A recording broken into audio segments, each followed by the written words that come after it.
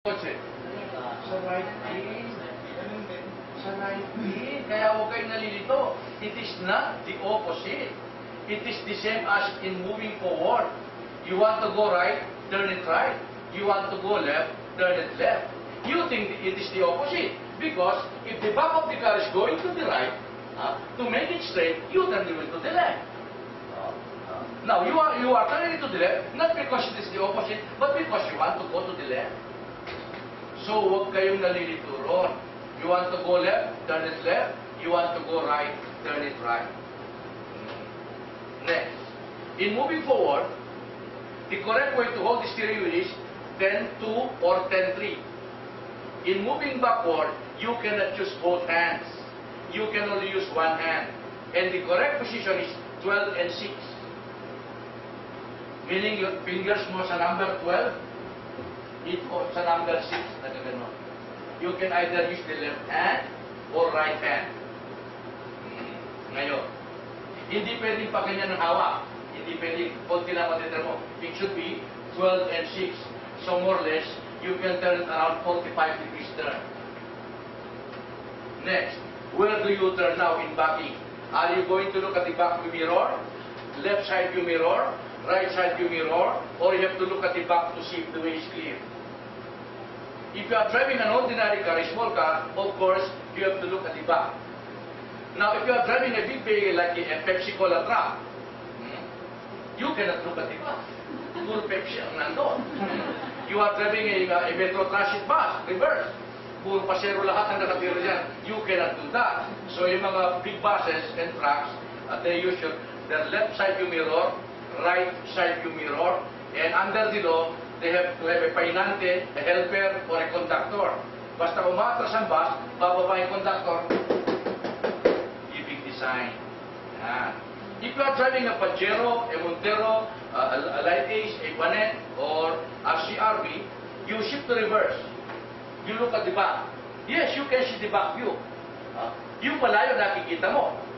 Pero yung ilalim ng Pajero dito, yung mga hindi mo siya nakikita. Kaya may back view mirror pa rin mga CRV na yan. Mga Light Ace, mga Pajero may mga dito sira. So when you look at the back, you look at the windshield, you can see the far portion.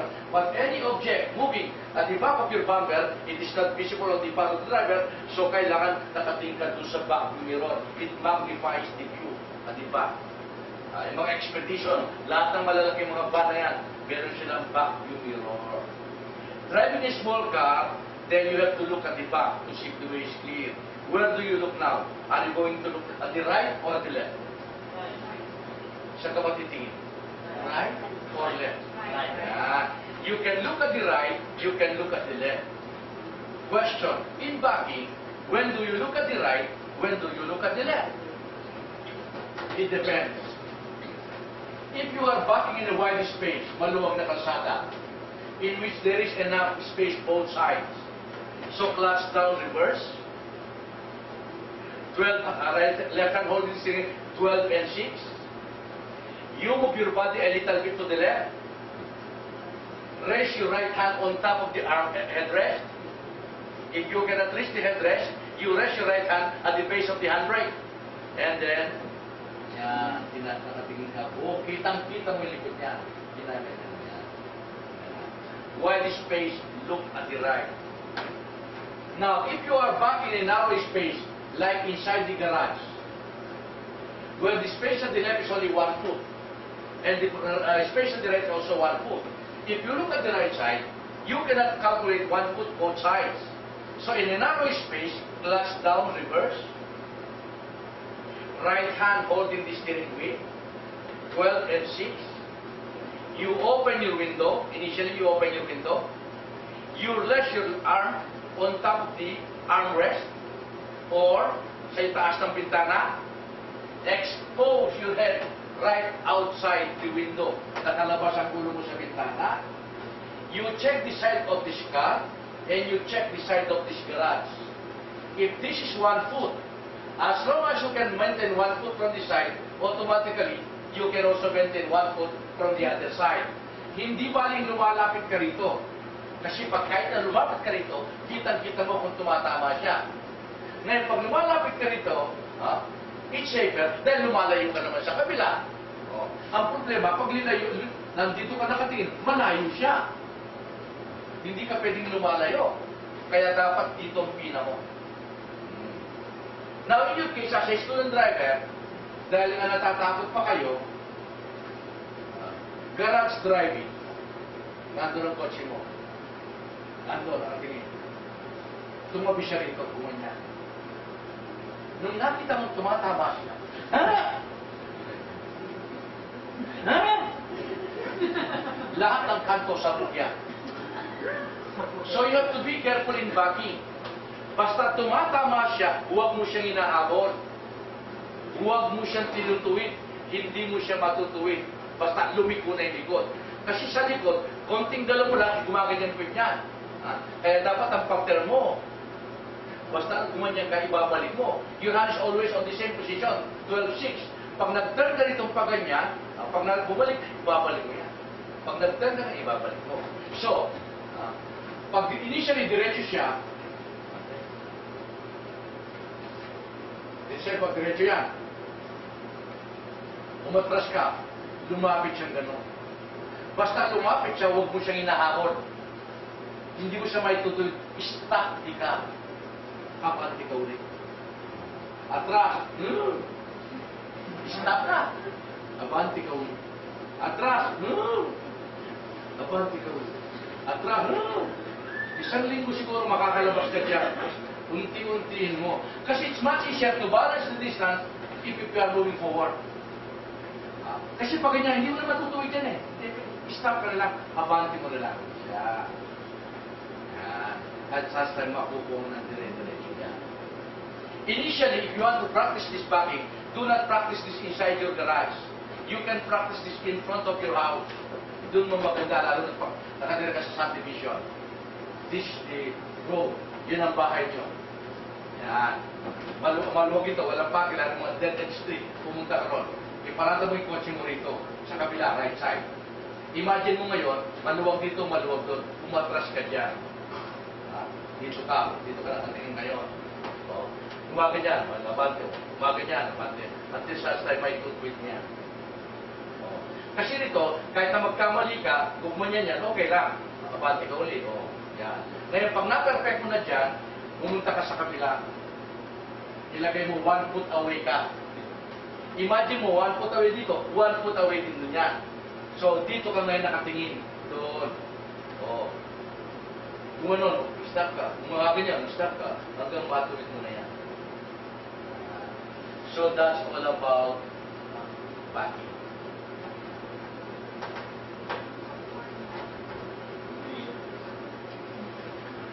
Next, main topic in our lessons 2.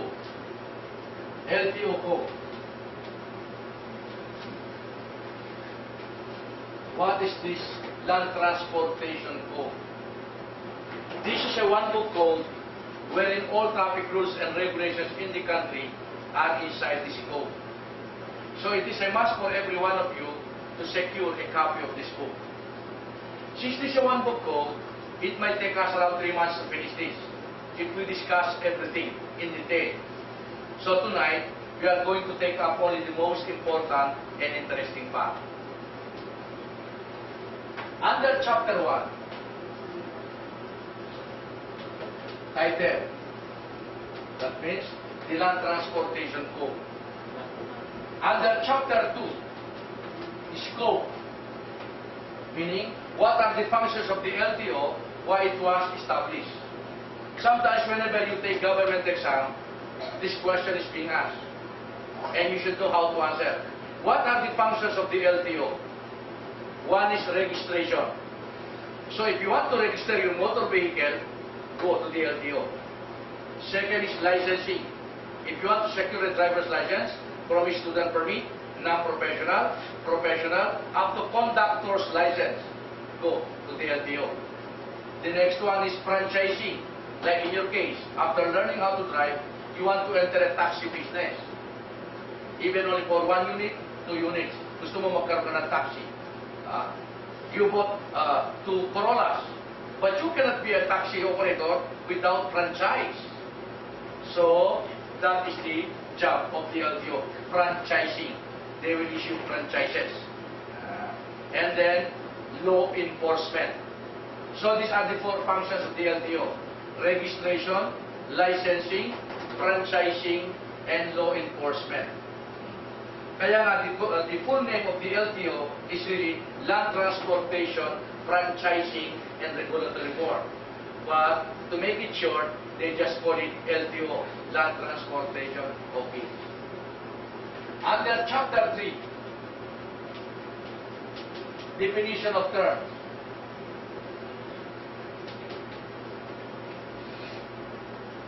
In any kind of code, whether you are dealing with insurance code, labor code, or LTO code, there are many words to be defined, so that the moment you are in trouble, you can always look at the definition. The first term is motor vehicle. Motor vehicle. How do you define a motor vehicle? Kailan mo sinasabi ang kotse motor vehicle? If you take it literally, motor, may makina. Vehicle, sasakyang may makina. In your case, as a future driver, why is so important to know the definition of motor vehicle? Because if the vehicle you are presently driving is a motor vehicle, then you are required by law to bring it to the LTO and have it registered. You'll be given a plate number, renewable every year, car registration certificate, renewable every year. However, if it is not a motor vehicle, you can drive it anytime, even without a driver's license, without plate number, without registration. Like for instance, can you consider a tricycle motor vehicle? A bulldozer. You know a bulldozer? It has a motor. You can drive a bulldozer. You can ride a bulldozer. Is that a motor vehicle? If so, lahat ng bulldozer, i-raise to lahat yan. Mga tractors, cranes, lawn mowers, are this considered motor vehicle? So to know that, you should know the definition of motor vehicle. According to the LTO, any vehicle propelled by any power other than muscular power using the public highway. That is the definition. Any vehicle propelled by any power other than muscular power using the public highway. A tricycle, if powered by bicycle, bisikleta, namamasada, kung naningilam mo yan, bisikleta lang yan. That is not a motor vehicle because it's powered by muscular power. So anybody can just buy a bicycle, put a sidecar, pick up passengers, collect fares, 10-year-old, 11-year-old, 20-year-old. Anybody can just do that. Even the government cannot even control them because these are not considered motor vehicles. They are not registered. Now, if you use a motorcycle, Honda motorcycle, may sidecar ka, motor vehicle yan. You have to register it, and you must be given a plate number, and you must be a licensed person to drive that vehicle. Okay? How about these tractors, cranes, bulldozers, lawn mowers? These are not considered motor vehicles. Although they have motor, you can drive them, if you look at the definition, using the public highway. Well, you don't see bulldozers being driven along the highway. Although sometimes they are being used to make the highway, and yet they are not the end users. So these are exceptions. Next, parking. How do you define parking? Kailan mo sinasabing nakapark ang kotse? This is very important because in your case as a driver, you will be dealing with this violation, no parking. You are driving your car. You are dying for a smoke, but you have no cigarette. You look for a cigarette vendor. There is one at the corner. You start the car in front of the cigarette vendor. You shut off the engine. You get down from the car. You buy cigarette. After lighting up the cigarette, when you are now about to enter your car, here comes the policeman. License please. Bakit o? Anong violation mo? Hindi mo nakita yung sana yan? No, bakit? Ba't siya hindi naman ako nakapakan? Anong ginagawa mo dyan? Naka-stop lang ako. If the sign is no stopping, you can charge me. but the sign is no parking. I did not park. I just stopped to buy cigarette. So what's the difference now between no stopping and no parking? Suppose you stop the car the whole day. Hindi ako nakapark dyan. Naka-stop lang ako dyan maghapon. So wala nang no parking ngayon. Yeah. So to avoid that problem, so you will know, you can argue your case, you should know the definition of parking. According to the LTO, when you put your vehicle to a stop at the shoulder of the road, unattended, for a long period of time, that is parking. You put your vehicle to a stop at the shoulder of the road, unattended, for a long period of time. But the question now is, for how long? Is it 10 minutes, 30 minutes, or 1 hour? It is not specified in the code, the number of minutes, where the difference between no stopping and no parking. So in practice, the moment the policeman says no parking, no parking. You cannot argue with the policeman. Why? He has a gun. If you argue, he will just shoot you. But legally, you are not violating the rule. So in your case, as a new driver, afraid to commit this violation, how can you avoid this? No parking violation. Remember, sa Metro Manila, dito nagkakamatay ng mga tao sa parking na yan. Dito nagbabarila niya. How can you avoid this? Then, as a new driver, the first thing that you must know is where to park your car. Yeah. You should know where to park your car. Sometimes, whenever you want to park the car, you just look for signs. The moment you look both sides of the road, there is no sign of no parking, you feel it's okay for you to park. And you argue, but there is no sign of no parking here. But remember, ignorance of the law does not excuse anyone. There are many places where there is no sign of no parking, and yet parking is not allowed. And that is not an argument. Walang sign dito. Where are these places? Dapat i-memorize nyo lahat yan. Let's say you are a devotee of the Black Nazarene in Quiapo. Every Sunday you go to the church, 7 o'clock. You left Quezon City 6:30. When you reach the church, Quiapo says, 6:45. You want to park your car in front of the church. There is no space available. You drove along Cariente area, still you cannot park. And you become desperate. You are not willing to wait for the next bus. You notice, Quezon Bridge is available. You look on top of Quezon Bridge, there is no sign of no parking. Can you park your car on top of Quezon Bridge? May nakita na ba kayo nakapark doon? But there is no sign of no parking there. So that's what. You cannot park your car on top of any bridge. Going up or going down the bridge. Do not park your car within a corner. Basta kanto, bawal magpark. If ever you park your car within a corner, be sure it should be 4 meters away from both sides of the corner. If you park your car within that 4-meter limit and somebody bump your car, it is presumed under the law you are the one at fault because you are parked illegally. Do not park your car in front of fire hydrant. You know this fire hydrant? That's where we get water in case of fire. If ever you are forced to do it, be sure it should be 6 meters away from both sides of the fire hydrant. If you park your car within that 6-meter limit and there's a fire along that place, here comes the firemen. They destroy your car just to get water out of that fire hydrant. You cannot even sue the fire department on the destruction of your private property because you are not supposed to block that fire hydrant.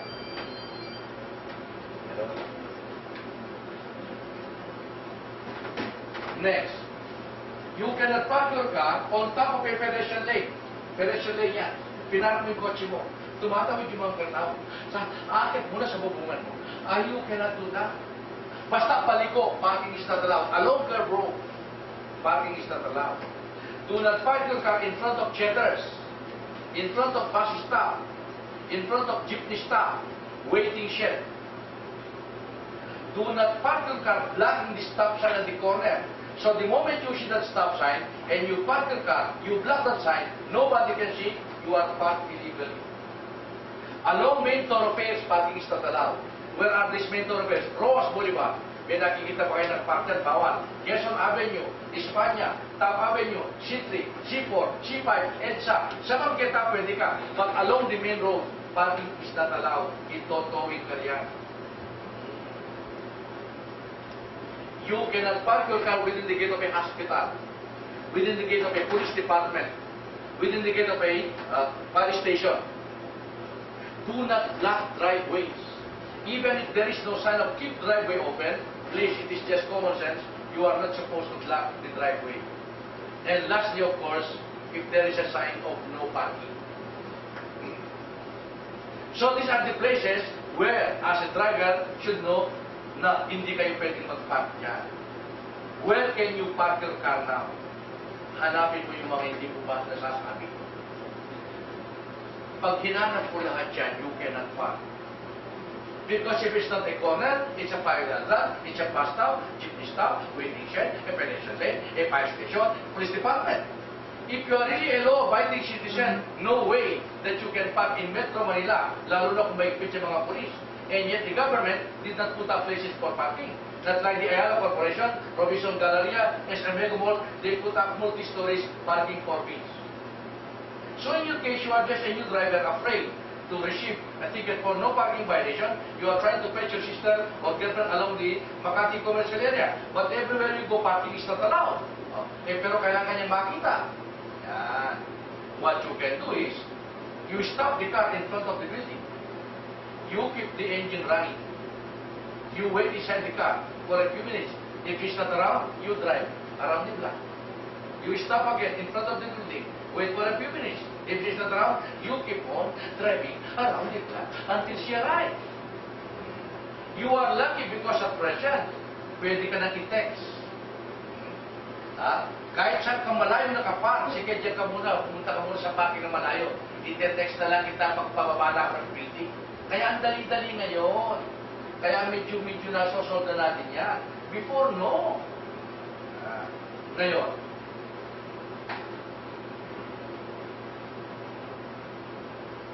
in 1960s, hindi naman natin pinapansin ang parking na yan. Because at that time, rules were different. And the penalty for no parking at that time was only 10 pesos. Sino papansin sa 10 pesos? But now, mahal ang parking ngayon. At the Makati commercial area, the minimum penalty for no parking is 500 pesos. If the driver is not around, they will tow your car, itotowing ka. They will charge you 1,500 pesos for towing service.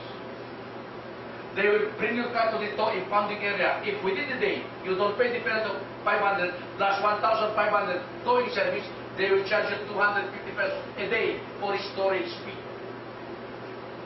Masyadong mahal ang parking ngayon. So even if you pay 50 pesos for 3 hours, please pay 50 pesos just to avoid this no parking violation. Because in no parking, you are not dealing with policemen. You are dealing with towing services. Mga kriminal yung mga yan. Talagang manggagas yung mga yan. Basta nakita, itatabi na lang. Because they are paid by vehicle they tow. And these are not government employees. These are private contractors. And you cannot even argue with them. Under the law, if the driver is around, they cannot tow your car. They have to issue ticket for no parking. Pero hindi na ginagawa yan. Natutulog ka sa kotse mo.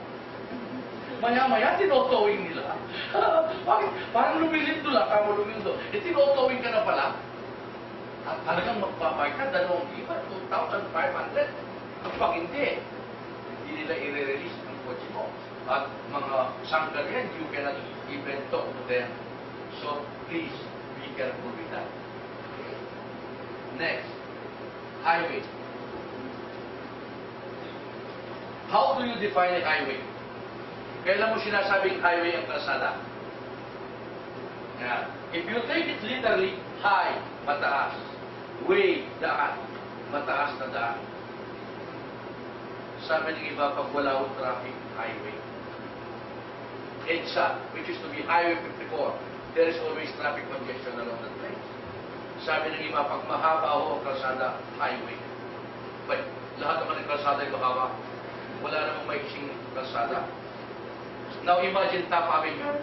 Is Top Avenue a highway? What is that? That's an avenue. How about Quezon Boulevard? Is this a highway? No, that's a boulevard. Raoni Street. Oh, that is a street. Pasay Road. Oh, that is a road. South Super Highway. Oh, highway. Sa tulog na lang. South Super Highway. How come you consider South Super Highway a highway? Top Avenue is not a highway. It's only an avenue. And yet, if you compare the two, they are practically the same. So to us, when you think about highways, you only think about the South Super Highway, North Express Road, C3, CIPNO. But as far as the government is concerned, it is not only limited to that. They have a broad definitions about highways. And that definition goes like this. All public roads, streets, alleys, thoroughfares, even a small street, as long as it's owned by the government, that is a public highway. It might be called an avenue, a boulevard, a road, or a small street, as long as owned by the government, that is a public highway. If that's true, then all roads all over the Philippines are considered public highways. Not necessarily true. The roads in Forbes Park, in Las Marinas Village, in the Makati commercial area, the whole roads in the Green Hills area, what are these roads? Private roads. Since they are not considered public highways, they are considered private roads, the maintenance and security of the roads in Forbes Park is not in the hands of the government. Pag nasa private subdivision ka, you cannot expect the city government to repair the roads inside Forbes Park. It is against the law to use public funds for private purposes. You have to put up association and then establish association name and then you collect association dues. Per square meter yan. Kahit na sa condominium, per square meter ang dues po yan to pay the salaries of the security, maintenance man, roads repair, electricity, water system, mga communist payments. Now, if nobody is willing to pay their dues, and the amount received is not enough to pay everything inside, then you can pass a board resolution transferring all the roads of the subdivision to the city government. If accepted, they will become public highways. So, lahat na gobyerno na yan, anybody can enter the subdivision. Magpupunte, magdadjari, magpapakal, magpapalimos, magtatao, pwede na pumasok. But if they are still private roads, you can control everybody inside the subdivision. Okay? So that's the meaning of highway. Next, driver. How do you define a driver? Kailan mo sinasabing driver ang isang tao?